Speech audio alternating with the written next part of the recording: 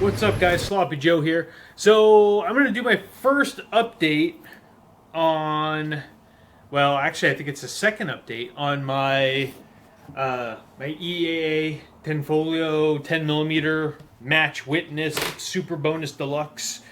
I finally got this gun out today and shot it for the first time in probably 2 months, 3 months. I don't remember how long it's been. It's been a few months. The last time I updated anything about this pistol, I was having some hang-ups with the pistol firing. The first time I had fired the gun and taken it out and shot it, it ran flawlessly, had no issues whatsoever, and I was running Remington 180 grain full metal jacket ammo through it.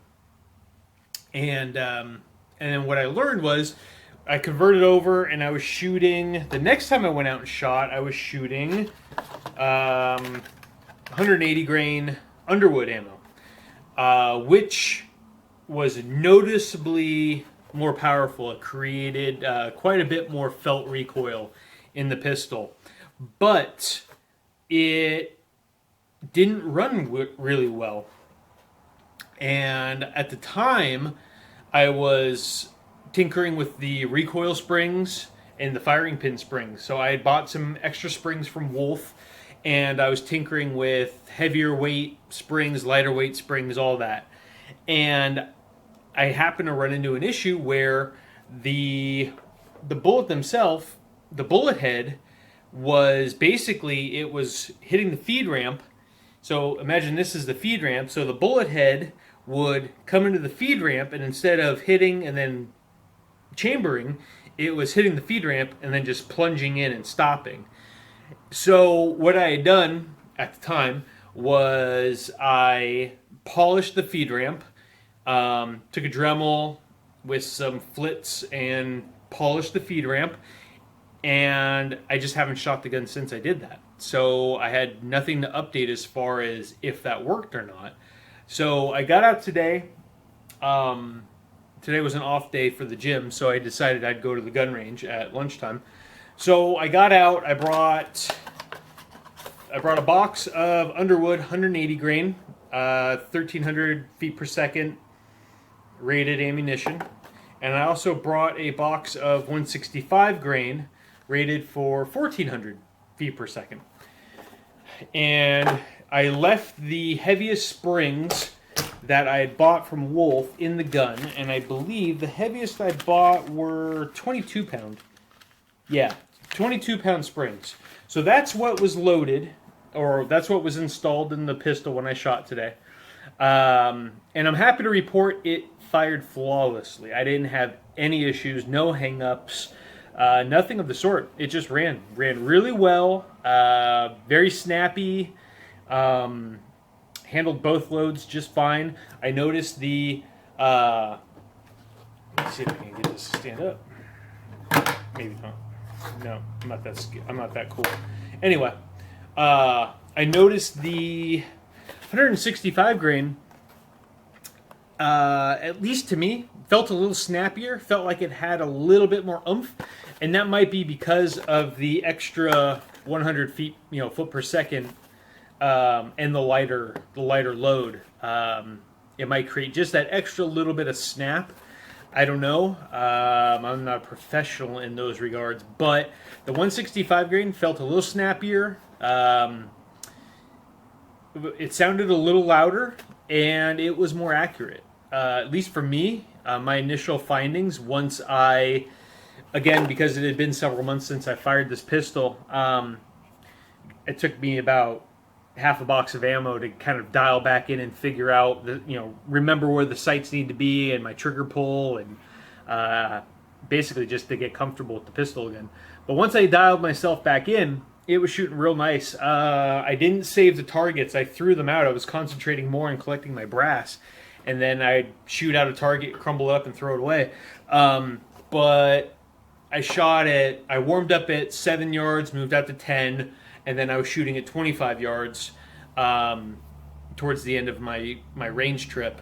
And for shooting out of 25 yards, I basically left 10 rounds of each ammo to run through the pistol. I put a fresh target out at 25, shot it, took it down, put up a fresh target, shot the last 10 rounds. I shot the 180 first, then the 165.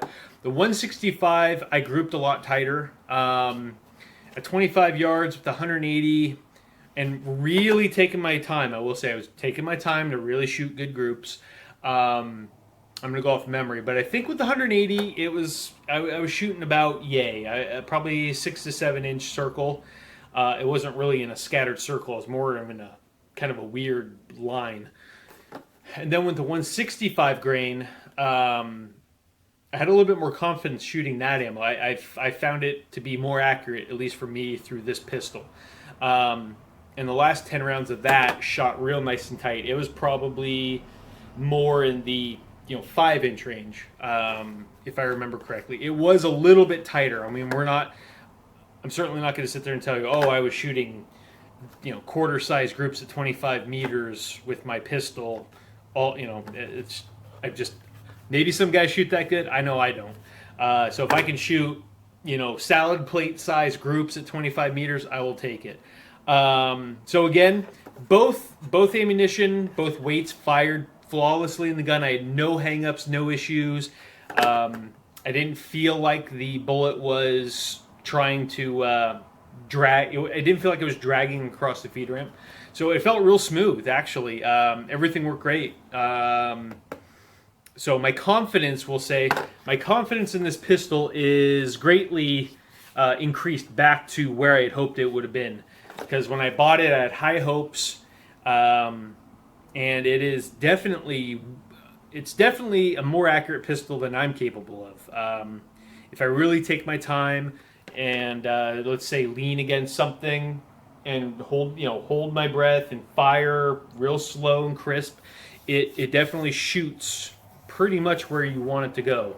And then once you start to quicken up a little bit and just kind of, pull the trigger as soon as your sights are back on target, it shoots decent. But, of course you scatter a little bit.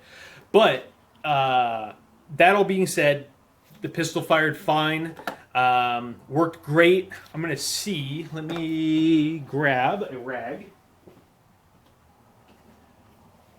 Should have had this available when I started this. So let's do this real fast. Let's do a quick takedown and take a look at that feed ramp. Let's see. I'm gonna do it this way, like that.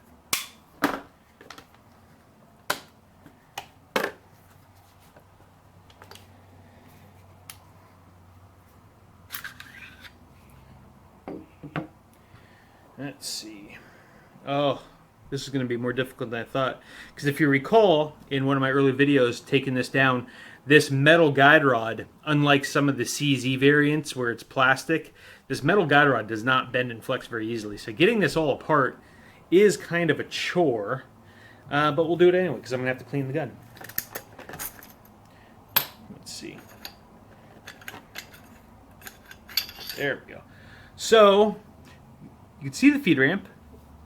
Hopefully this will show up. So you can see it's dirty, but the test is going to be how easy all that crud wipes off. And look at that. nice and shiny. Just a little bit of carbon and gunk on the ramp, but other than that, it cleaned up. It's you just wipe it off, and it is mirror-like finish, nice and shiny. So good. So what does that tell us? It tells us that if you buy one of these, I would probably recommend right off the bat, before you go out and shoot it and perhaps frustrate yourself with a pistol that malfunctions, I would take a Dremel tool to the feed ramp, just give it a quick polish, and it looks good from the factory. You wouldn't know that it's kind of funky, but it is. So anyway, I would recommend doing that. Other than that, pistol shot perfect. It was great. I'm way happy with everything. I'm glad I have it, because I have not been able to come across another one locally since I bought this one. So anyway, pistol's great, worked great. This Underwood ammo, I'm really happy with it.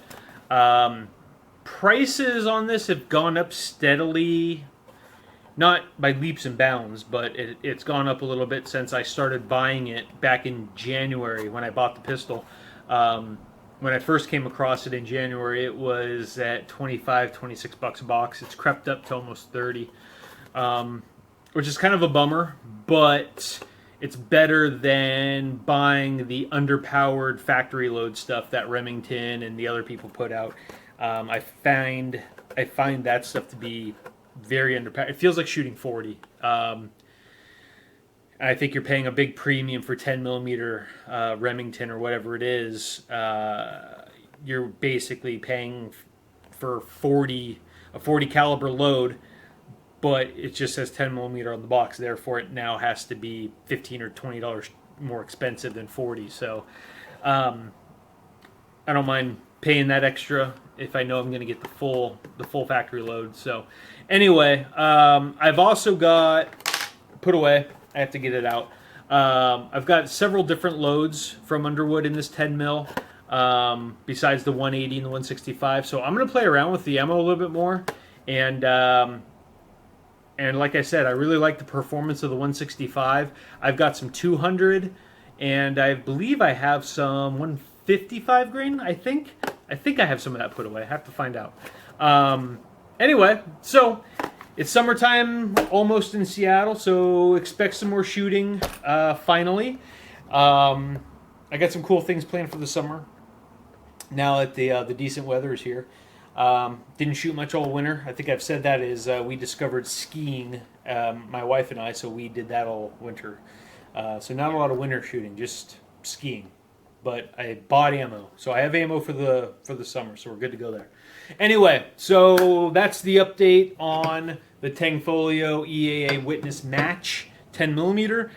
Like I said, if you buy one, they're great. I would recommend polishing the feed ramp right off the bat. That way you don't run into any issues. I think that's the only thing, is if they spent 30 seconds longer on their machining process and give that feed ramp a kiss with some polishing, we would have no issues. And also, I would have recommend that they install a heavier recoil and firing pin spring.